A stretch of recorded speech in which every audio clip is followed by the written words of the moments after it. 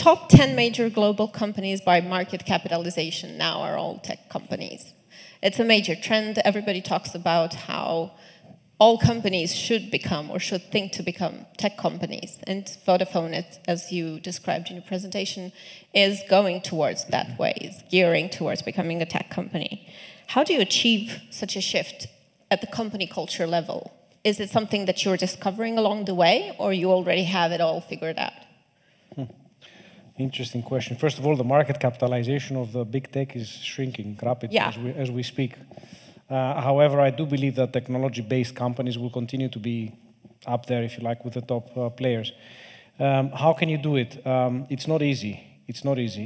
It takes time, especially if you are a large established company with ways of working that have been, ingrained in the culture of the company. You need to do it partly by organically, but partly by force as well. So if I'm honest, we have, both in Romania but also abroad, we have seen many changes over the last years in terms of skill sets that we acquired in.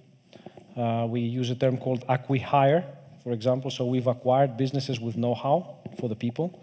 So to really inject, if you like, this mindset quickly in the organization. But the other most important thing for me is give opportunities to the younger generation. So take risks. And we've taken quite a few risks, if you like, to promote people from within, younger people. We really do a lot of work with graduates, for example, globally. The mix of the two gets your culture shift. And the other thing for me is communication, communication, communication. You have to be, out there. You have to preach the whole time. You have to make people understand where we are going, what's needed, what's the direction, and you need to vividly demonstrate, if you like, that we're getting in this direction. So I think these are the things that I would put as priorities, let's say, in this change. Thinking about what you said about communication, your presentation has somehow led to the conclusion that services that you have been promoting, like 5G and so on, are also directed to the big players. How is Vodafone serving? And this is one of the questions that we receive from the public. How is Vodafone planning to serve more the middle and small companies? So we are already beginning to do that with a very untraditional, I would say, portfolio of services. So when I talked about solutions for digitalizing businesses, it's a trend that started a few years ago in other markets, I have to say. Romania is far behind in this trend. But for now, I can give you two examples. So in Greece and in Spain, we lead consortia that actually are absorbing EU funds, recovery funds, and have basically developed modules, specific modules, depending on your vertical, on the type of company you are, and your digitalization objective, so that we are able to come to you and provide to you the whole solution. The other thing that we've upskilled a lot are our salespeople. So historically, if you like, telecommunication salespeople were all about, connectivity. I'll give you this speed, this price, this bundle, and so on and so forth. We have developed a very different set of skills, if you like, on our sales guys. And now we're more and more talking about with our customers about what is the problem you're trying to solve. Where do you want to take your business? And then we come and offer the solution, which will include connectivity, of course, because connectivity is the core component, if you like, of what we offer, but also the additional products and services that we do. By the way, we are not, the other thing that we have changed as a mindset, Vodafone used to be of the mindset in the old era that we do everything ourselves, right? We have to do it, it's the Vodafone way, and so on and so forth. Not the case. We work with partners. So where we know we're not the best of breed, we will reach out and we work with the big tech, as well as small and medium enterprises. We have a big ecosystem of local technology partners that we work with in developing solutions for small businesses. So collaborative model is Absolutely. the future. Talking about, sorry. I just figured out that we have a very unique opportunity to have three very important leaders of very important organizations in Romania. Sergiu, Iulian, Achilles. We have thousands of employees in total, and they are all somehow challenged by the disruptions we are seeing, and Matthew described so well. And I'm wondering how challenging it is for each of you to permanently adapt, change, compete in many ways with startups, with big tech. So it's like, I don't know, a competitive sandwich or something. Middle. Yeah, you're squeezed in the middle. So on the one hand, we have such a wonderful landscape of startups that some of you are trying to tackle or to cooperate with or to acquire and so on and so forth. On the other hand, is the big tech threat. It's like a permanent threat. If Facebook wants to become tomorrow a telecom company, they can do so. A lot of people are using WhatsApp now to do the voice call. And I remember before you took over Vodafone, and also in my discussions with the previous CEOs of telecom companies in Romania, I was always wondering why the telecom companies are promoting WhatsApp, because for me it was obvious that it's a potential competitor too. Also, for a big bank, it's very challenging if, I know, a big tech company wants to launch, I know, cryptocurrency, or they want to enter this space. They are trying, but they don't want to take also the disadvantages. Also for an e-commerce player, it's very challenging. How do you manage those challenges, and how do you separate where the competition starts and where the cooperation ends on both sides? I'm very curious because for me it's very complicated, so I see it like a big challenge. Sergio. Okay, so in fact you don't manage this. Mm-hmm. I think trying to manage this will be a self-defeating exercise. Mm-hmm. What you need to do is actually stay concentrated with what both of them were saying in their speeches, what Matthew was saying.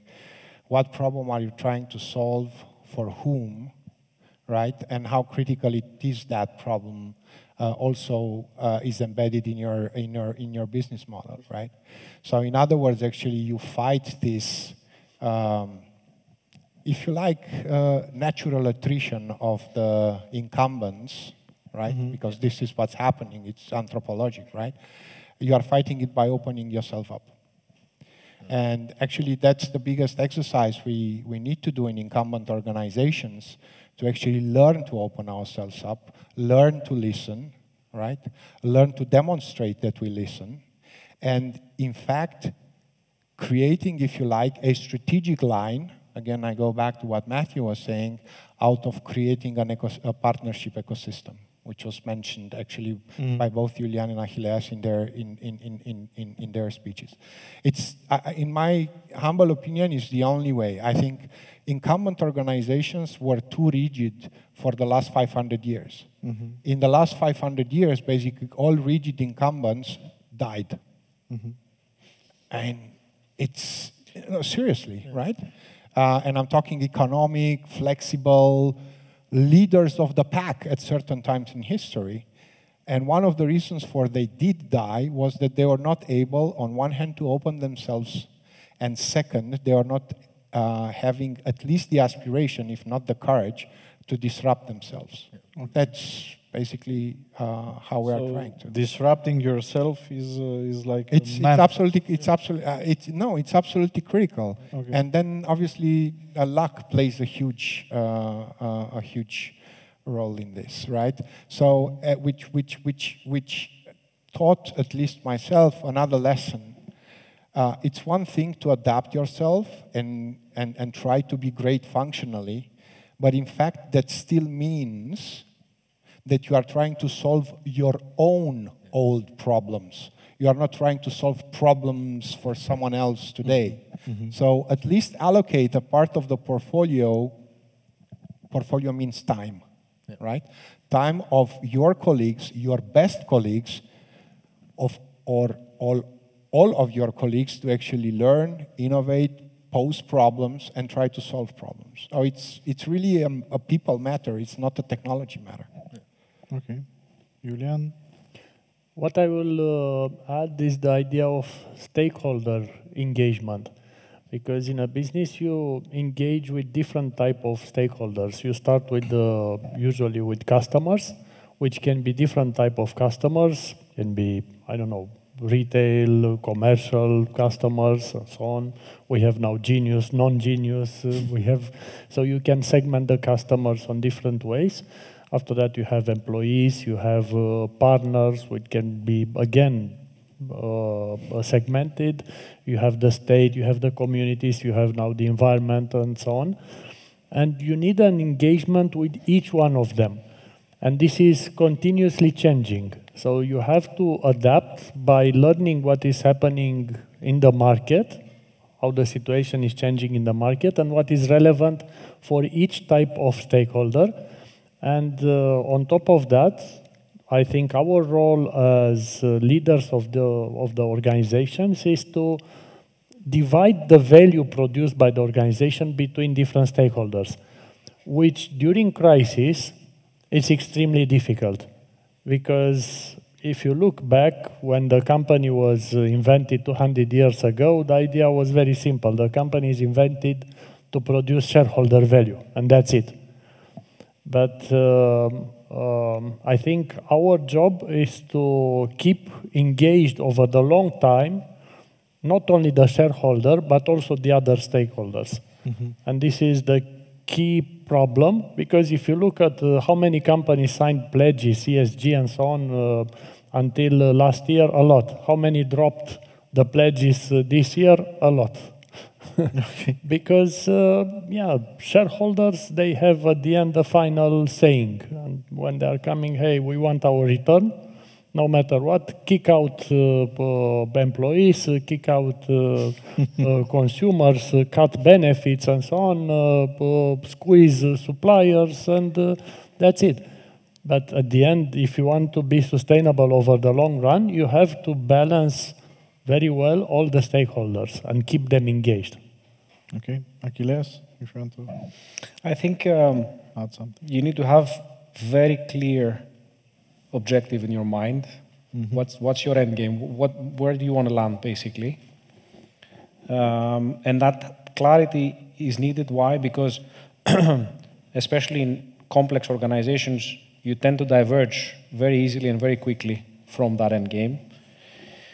You need to define what's my role in there and work backwards to say, okay, if this is my role, what am I doing today? And what are the bits and pieces that I need to get rid of? And the bits and pieces that I need to keep developing. And the last bit for me is be open to partnerships. Okay. It's a highly interconnected, interlinked world. It's far more complicated to act as the vertical integrator of everything. So you need to be open to partner with the right people. So if you have this mix, I think it's something that will allow you to disrupt yourself constructively and end up where you want to land, basically, without breaking the business. Yeah, it's very interesting because we have this platform approach that is somehow common to a bank that is opening up to different stakeholders, to an e-commerce player that is opening the marketplace, and how far we can see from the new strategy of Vodafone. Vodafone is also becoming less and less a telecom company and more a tech company, I guess. Jonas, I know for a fact that you are overseeing a lot of startups and business ideas. They want to become the next EMAG, the next Vodafone, the next BCR. How things are from your perspective? What do you think a big company, a big corporation should do, and also what you're advising the startups you're involved in? How to play it? Where the competition starts, where the cooperation starts? There's an interesting paradox, and we may have noticed part of it in the panel we had with the startups, which is that technology which is developed here is then going to other markets. So it's becoming a fungible asset transferred to other virtual markets, but that is not consumed because sometimes people are not even aware of what is being developed by these startups, by these tech developers in the community. So it's not consumed, it's not targeting the local market. And then we have the local market, and just going also back to what Achille was saying about this process of digital transformation that is driven by various players. You have global technologies or technologies that are developed on other markets which are then soft-landed in the territory. So we are here in Brașov or in Brașov County, Centru region, Romania, and we are exporting a lot of technology while we are importing a lot of technology. The paradox is that sometimes it happens that technology developed here becomes part of a bigger ensemble somewhere else and comes back. We've seen that. We see it with cars, but we see it also with software. And what I think is the challenge of the upcoming years is to try to interweave things. And it has to do with your question, whether every company will become a software company. It's easier for the BCRs, the Vodafones of the world. But not necessarily only software. We're also talking about data companies because they're also in the same field. Data appropriation and business models. We all want to be, you know, it's funny because we need first-party data and we need to act responsibly using the first-party data, and any business needs a community. Everybody wants a community. Everybody wants a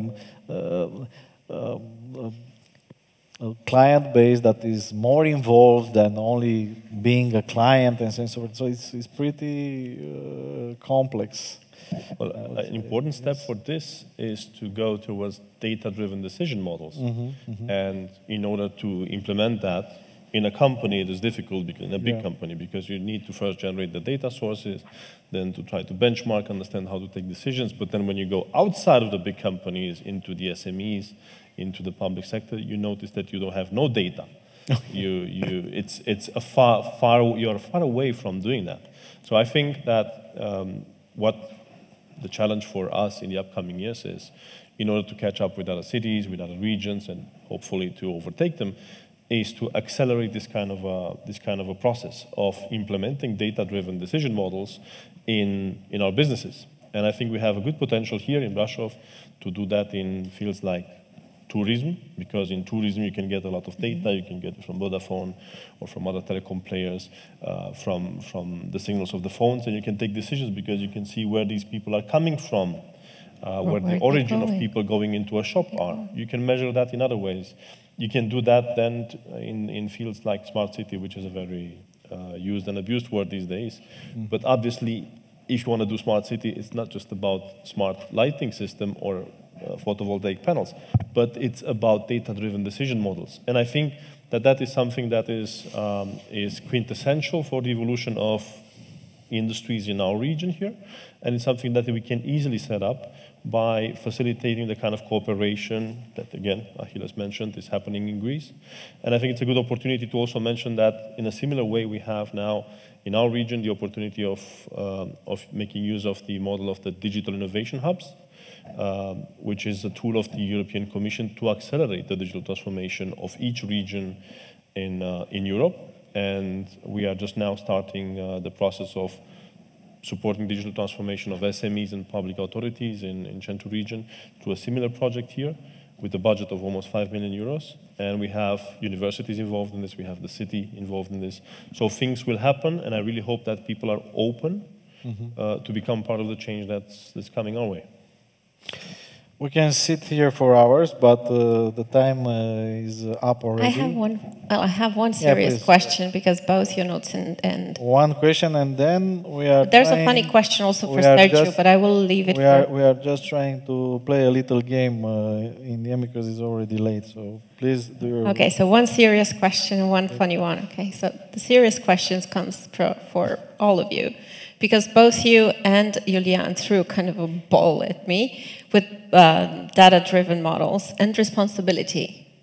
All of the companies that you're representing should or ideally would implement responsible business models, especially considering the fact that you're all based on data appropriation. How do you aim to do that? Because at this point, technology has grown exponentially. humanity has not grown exponentially. Cognitively, intellectually, we have. But per se, human beings are pretty much the same as we've been 100 years ago. Healthier, smarter, I don't know, better dressed, healthier in terms of longevity as well. Yeah, I think this ethical business model and responsibility business model, it's a trend that is very interesting to see, and maybe also Matthew can add some value here. So is this a trend? Is this something that we will see in the next year? So clients will also decide to work with a bank that is more responsible compared with another bank, or just the profit or the best offer matters? You mentioned the World Bank. Actually, I would have been interested to hear your notes and Matthew answering to the question, but you looked at me, so look. I think it's. I think functionality, it's a commodity, right? And by the way, no bank was the one creating an experience, right? It all started after the dot-com bubble, so we are 25 years late to the party.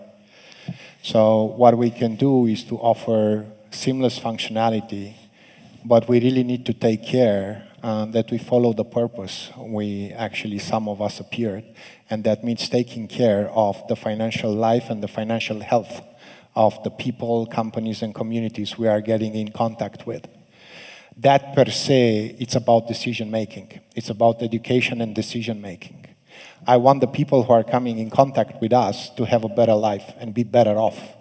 They will not be better off because I will be able to save 5 or 10 minutes in their lives. We are doing this already, but that's not enough. It's enough, it will be enough maybe one day when we are going to be able to fill in those 5 minutes we save with a conversation about how is your life, with the conversation how can we help you, and with a conversation about how is your decision-making process. I think for us, this is basically the path we are going to follow, but it's all about data, it's all about tech, and first and foremost, it's about people. Okay. Les? Yeah, I mean, sense of purpose is very important. And I've, in the telecoms space, I've lived the era, the change, if you like, between very basic purposes to real purposes. And I really believe that we, as a Vodafone, we say we connect for a better future. It's a purpose that, instills our culture through and through.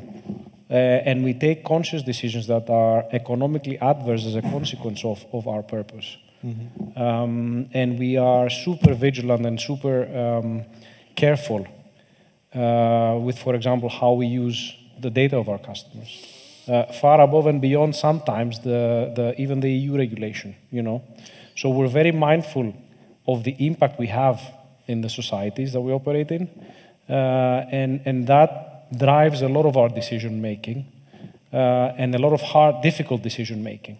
But I think it pays off because at the end of the day, in my opinion, Sergio touched upon it, there's so much competition about everything. What distinguishes Vodafone from Orange, let's say, for example, in Romania?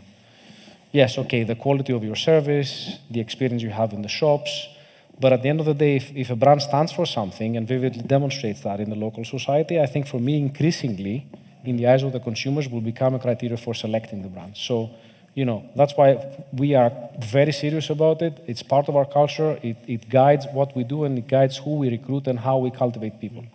And also depends if the consumers, the audience, will appreciate this or not, because we have examples of very efficient business models that are not that ethical, and it's a little bit hard to decide, okay, I will be ethical, but I let others do a bigger profit. Julian? I will take this responsibility or sustainability, let's say, topic, where I think if you look at consumers, and we are doing studies every 3 months in order to see what's important.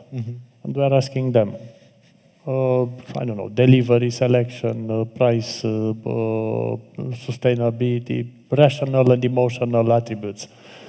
Sustainability is growing, but it's still not on top 3. I think it's the 5th one, but it's still far away from being the main driver of selecting your partner or product or service.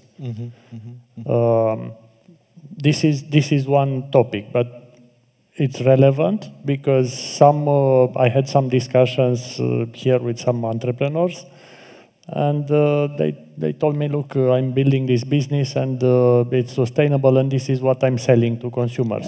And I told them, look, you need to see if what you are selling is really relevant in order to change people from buying from somewhere else to come to you. And the second topic is the standard of sustainability, because I think today any company can claim it is sustainable. And still this standard is in the making. But until there will be no standard, everybody could claim. Just and anyway, the decision will be taken by shareholders in most of the companies, and it will be just a PR stunt. And the companies, usually the family companies, they are sustainable over the long run. And I know it's one of my favorite examples. It's studied in Stanford. It's called Tamagoya. It's a family business, 3rd generation in Japan, which is doing something like we are inventing now with the Taz and Glovo, and they are doing for 40 years already. And the company is saying like 5% is profit for the company. All the rest is distributed to employees, and some part is given back to the community. And this is by design the most powerful and sustainable company. We can do that now. This is the company that can be projected from day one this way. Yeah, again, it should be a standard in order to respect things. Like GDPR came with data, and GDPR is with 2 layers. One is the front end with cookie, which is a madness and didn't solve anything. But the second one, which is hidden and it's very important, is the privacy by design, which is extremely difficult. And I can tell you from a big organization, you should segment the data to be available, and only part of the data to people who work only with that data, not more, and with a lot of layers of protection and segmentation and so on. So which is good for the consumers, but it's difficult for companies to change that overnight. Your notes, Matthew, your so many ideas came up. This is the kind of question that one would have in an MBA to write an essay until next day. We can write a PhD if we are staying out until midnight. But I was thinking also about what Sergio said, that the old leaders of the market never let themselves be disrupted within. And I think when we talk about ethical, yes, obviously we need to be ethical, but then when we talk about playing by the rules in order to disrupt ourselves in markets, sometimes we have to break the rules. And we can go very philosophical here, but let's look at Uber. Uber disrupted markets. Mobility. And then it got disrupted itself, but at least in Romania. But was it ethical? Maybe, I don't know. And then let's zoom out and talk about what innovation means. If we look at the initial sense of the word innovation, it meant to break with the Holy Scripture. So it meant to break the rules. And now let's zoom a bit in, just a bit, to see where Romania is. We are last or behind the last one in digitalization, innovation, and so on in all the European benchmarks. If we're going to respect the rules, we're always going to stay in line. Do we respect the rules? Do you think that's the case? That's why we are last? No, but if we advance, if we go forward and we go a bit slower than everyone else and we stay in the same position, we have to cut the line. To cut the lines means to break the rules. So we have to be ethical, but find ways to break rules so that we advance faster and we change the speed. Like from first gear going to fifth. That's what I'm saying. And that's a bit breaking the rules, because the rule is go first, second, third, fourth, fifth. We have to go first to fifth and do it really fast. And I think that's the challenge, and I don't know the answer, because it's a challenge we have in our company as well. It's a small company, very small, 25 people. But still, how can we be ethical with our people while accelerating, going into fifth, breaking some rules, while respecting the law, and growing? And it's a big challenge. I don't know the answer. It's a process, I think. Okay, let's see your view, Matthew, and then I would kindly ask all of you to think about one or two ideas that you think they are very important for the people to take away, to note down. I opened up a blank digital paper here, responsible, and I want to note what idea do you think is essential, or do you want people to take away and go home with? Matthew, your observations and the idea you think is very important for the audience to note down, please. Well, so firstly on the ethical stuff, generally, when you have conversations, especially with younger generations believe that capitalism is generally responsible for the way that we treat each other, but also the way that we treat the planet. So, for example, basically the younger generations generally believe basically that capitalist organizations are much more likely to treat their workers like commodities, but also treat the planet like commodities. So, particularly in Europe, but also in the US, basically we're seeing the rise of what we call ethical capitalism. Now, ethical capitalism isn't new. Basically, it's been around for hundreds of years. Basically, organizations like Mars basically have actually sort of embraced it wholeheartedly. But this is based on the principle of, for every dollar that I invest within my business, how do I maximize the profit that my business can make, while also maximizing the benefit of that $1 investment to people and planet? Whether those people are within my business or external to my business, so communities, for example, and so on and so forth, or planet. Now, one of the other things that I sort of increasingly talk about is, I represent organizations that have about $50 trillion worth of assets under management. So organizations like BlackRock, UBS, Citigroup, Legal & General, those kinds of guys. And when we actually have a look at ESG, from an investment perspective, investors basically are now generally staunchly investing in organizations that are able to demonstrate that they have strong, purposeful ESG credentials, proper reporting and monitoring strategies, and so on and so forth in place. But when we actually have a look at sustainable business simply takes us to the point where we say, okay, we have already done an amount of damage to the planet, whatever it happens to be. So now that we are a sustainable business, we are going to stop damaging the planet, for example, or minimize the damage. So I continually argue, and we see boards now, particularly in the Fortune 50, now starting to move in this direction, where we say, should we be talking about sustainable business, where we simply stop the damage that we've done to the planet? Or should we talk about regenerative business, where we start repairing the damage that has already been done to the planet? So, for example, reforestation. When we start having a look at lithium-ion batteries, for example, in Japan, Europe, and in the US, we're trying to actually eliminate cobalt and lithium from the lithium-ion batteries so that we don't need to mine it. So when we start talking about how we treat each other, basically, I typically think that organizations as well as individuals, we should be raising people up.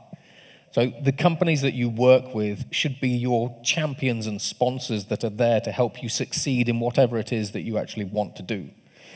When we actually have a look basically at purpose-led businesses, again, younger generations basically typically want to buy from, work with, and work for organizations that are purpose-led, where these organizations are typically seen as being much more selfless. It's about other people, not us, putting communities first, and so on and so forth. That's it. And it's interesting to sort of go around the world. So I've been in 40 different countries in the past 2 months. That's it. These kind of messages gel with almost everybody. it gels with business leaders, et cetera, et cetera. So we are starting to move in the right directions, generally. So there is still a lot of work to be done. But if we aren't fundamentally here to lift everyone up and each other up, then we're not maximizing all of our potentials or revenues. Basically, we are trying to reinvent capitalism with the human layer. We take the best from the whole world. So the idea to take home units, and the audience can see that we will really take notes here. I think an important idea is that we have no excuses. Saying that we are in Brasov, so we cannot do things, because we noticed today that there's people doing things globally. We might have not been aware of them, but I think we have no excuses, and we need to do more for the city, for the community, for ourselves while living here. The last couple of years, or 3 years, showed us how we can work remotely within the city, from home to the office. We can do the same at a global level, and I think the city is offering us great opportunities to become global from within. So we have to write there very big, no excuses. Yeah? Okay. No excuses. Julian? I will take the idea from the discussion I had with Sergio and also with Sabine. The idea of hope. Hope. Yeah. So there is hope for Romania. There is hope during a crisis, after a crisis, and we as entrepreneurs or business people, we should aim higher at changing things in a better way. But we need to start with hope and positive attitude. Okay, so beep, Miorica. You can write there. Achilles, your idea to... Sure. Our colleagues are writing down the conclusions. So yeah, that's what scares me. I'll stick with the one-word theme that emerges from the panel, and I will address the small business owners, which is potential. There is a lot of potential in Romania. I have benefited from living in 5 countries, working in 4 markets, and I can tell you. The pessimist in me says, my God, how far behind Romania is in the process of digitalization. But also, if I'm the optimist, I'm saying, my God, how much potential there is. And I will say that over the next 3 years, I would urge the small business owners to reach out. Technology is not expensive, it's not difficult, and it's quite disruptive. So reach out, there is help. Vodafone can help. Other companies can help to really grasp that potential. Okay, so there is no too small business. It's important. Okay, Sergio. Well, I'll just build on what I just heard, so it's easier. We love to be integrators, as I said a little bit earlier. So I'll say that for me the key word is together. Actually, maybe the global village is somehow gone. In terms of theoretical representation, as everybody talks today about polarization and globalism versus nationalism and so on and so forth. But in fact, I think it's time to build, and it's time to build networks of good, networks of purpose. If that means a better life, if that means a sustainable life, if that means all together, I think, together is my keyword of today. What I heard, what I learned today, and it's a personal expression, I think makes me better. And I want to thank you, and I want to thank you for it. A network of good, we are trying also to build with this project, IQ Digital. That is not only the summit, it's also the website, the video content we are producing, and it's an idea that started together in a friendly dialogue we have with the BCR team. Then very interesting as a process, basically Vodafone joined starting this edition because they liked the idea. I know it sounds like bullshit, but it's true. So basically, we didn't go and pitch the idea. It's very flattering for us, and it's very nice to see that there are other big companies that are seeing the value in this, going around the country, doing such meetings, having a fantastic lineup, which is pretty difficult to obtain in Bucharest, I must confess that. So thank you all for your time. Thank you for being here, and let's create together this network of good. We are hoping to build the value and everything. Thank you very much. Thank you. Thank you.